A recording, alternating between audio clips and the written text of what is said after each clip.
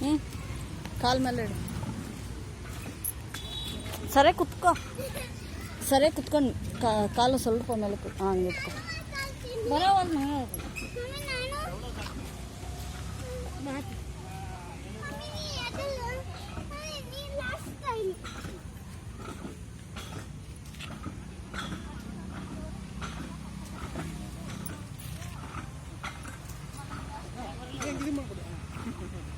ಹಿಂಗೆ ತಂದ್ರೆ ಈ ಕಡೆ ಕೂತ ಹಿಂಗೆ ತಂದ್ರೆ ಅಲ್ಲಿ ತಂದ್ರೆ ಪುಟ್ಟ.